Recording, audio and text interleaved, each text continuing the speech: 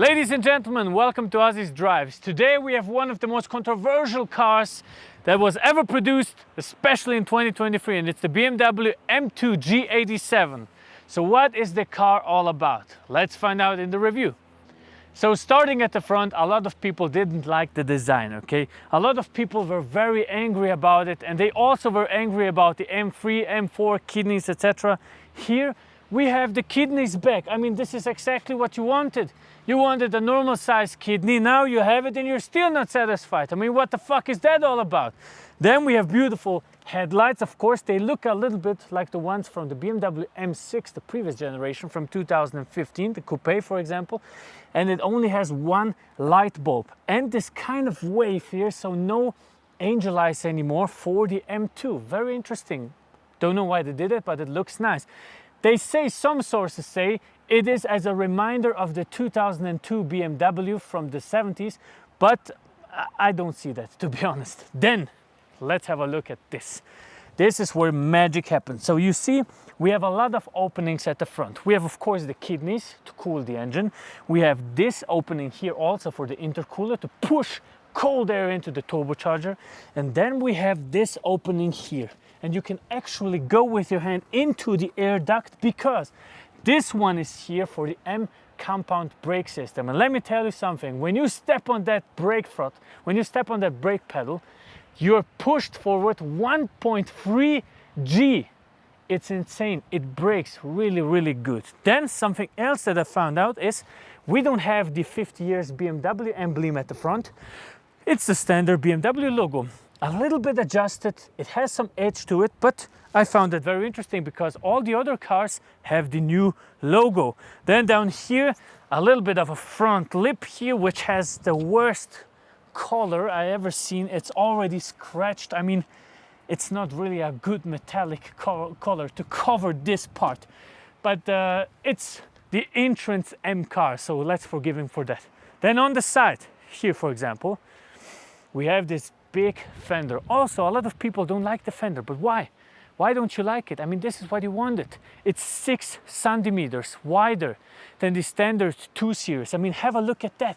Have a look at how wide it is. Then the side skirt, it's literally the size of my hand. It's so wide, it has such a wide stance.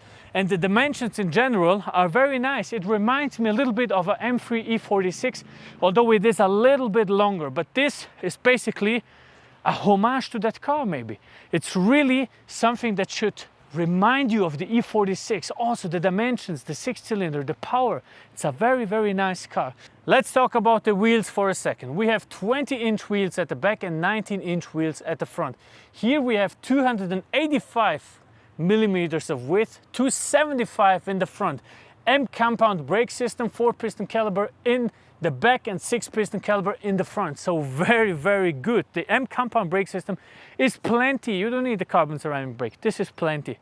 Then in the back, very broad shoulders, very extrovert design, very wide, also aerodynamically made to match what is supposed to be in 2023. It has to be ecological somehow, so they have to do the aerodynamics interesting so that the car doesn't have a lot of slipperage and doesn't use a lot of fuel. Okay, so they tried the best with it. Here we have those vertical reflectors. I don't like that design too much. They just fitted it in this big fender, but I mean, whatever you can do to make the car beautiful and nice to look at, I'm okay with that. All right, let's have a quick talk about the taillights. So I like that bottom part of the design with the diffuser, 4 exhaust pipes, also the broad shoulders. What I don't like is how the far distance from the left and the right taillights. So this is too simple in my opinion. I'm more used to having taillights coming up into the trunk here, maybe taking 1/3 of that trunk. Here it's just too simple and just too easy to look at. There is nothing fancy on it. But still, with a little spoiler, they covered it up a little bit, but that's about it. That's everything you can tell about the exterior. Let's have a look at the engine. Let me pop the hood and show you what the engine is all about on this BMW M2 G87. The interesting thing is they didn't listen to the regulators like all the other companies. We still have an inline 6-cylinder engine, and it's the very famous and the very crazy engine actually. It's the S58 3-liter inline 6-cylinder engine producing 460 horsepower and about 550 newton meters of torque. On paper, in real life, they produce a little bit more, sometimes 480 horsepower, sometimes 490.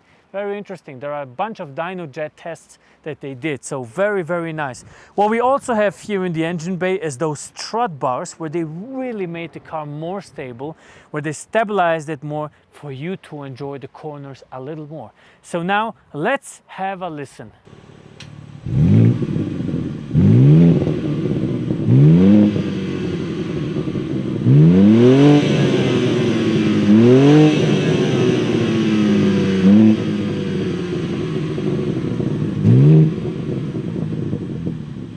So while we're at the back, we have to talk about the luggage space. Why not? I mean, you would use the M2 as your daily driver, so let's have a look.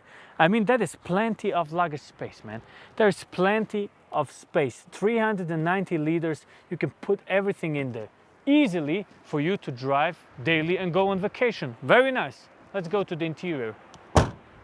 Ladies and gentlemen, welcome to the interior of the BMW M2 G87 from 2023. As you can tell, I have very nice seats. There's 3 seat options you can choose from. One bucket seat, one with the M emblem, and then another standard one. This really pushes you into the seat. You have a kind of a good hold here. It's comfortable in my opinion. There are some other people that say, isn't that comfortable? I think it's very comfortable. It holds me tight into the seat and I feel very, very good. To be honest, I don't feel much different than sitting in an M4. To be perfectly honest, the dimensions are very similar and we have this whole new experience, like for example the carbon fiber here, also with the iDrive that looks exactly the same like in an M4.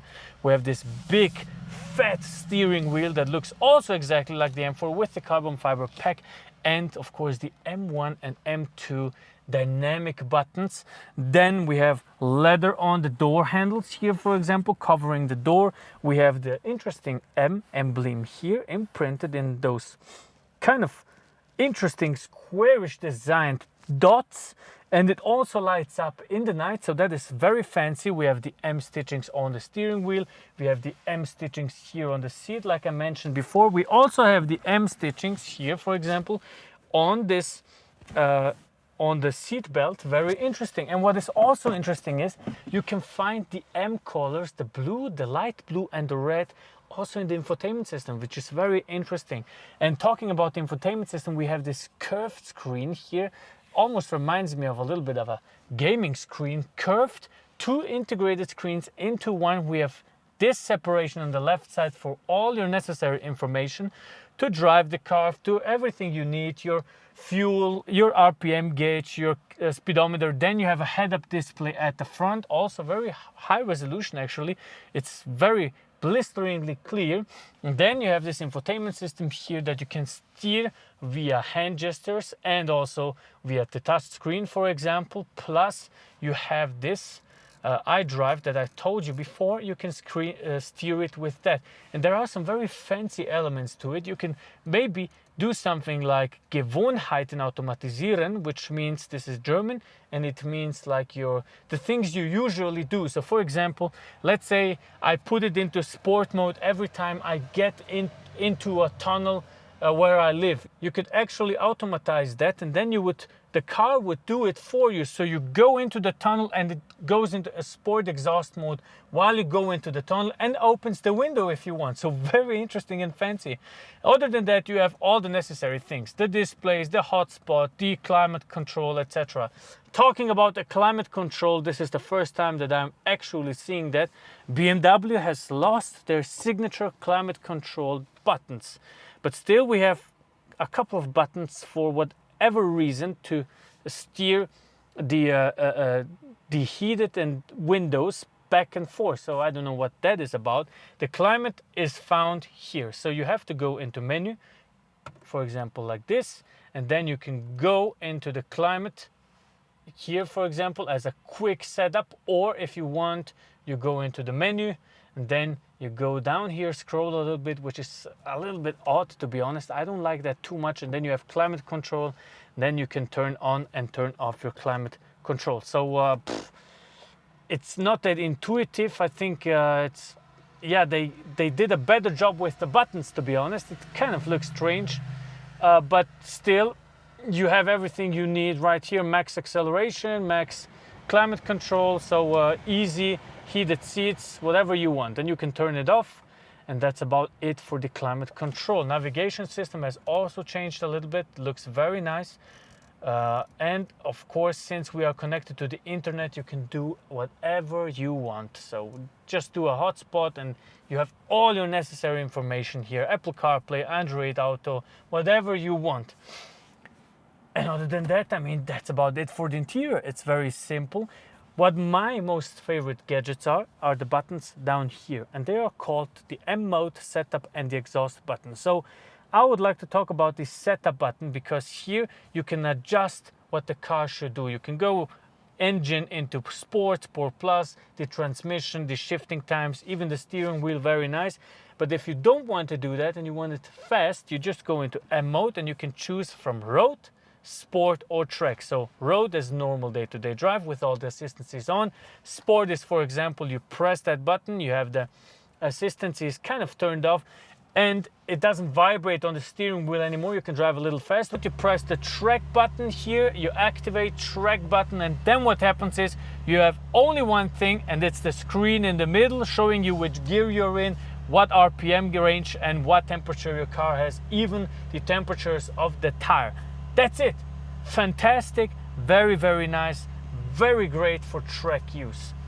That's about it for the interior and in general for the BMW M2. If you like the video, make sure to subscribe, make sure to leave a like. And there is also another video where we took it for a drive that you can check. Very, very nice review. Thank you very much for tuning in, and see you on the next one. Goodbye.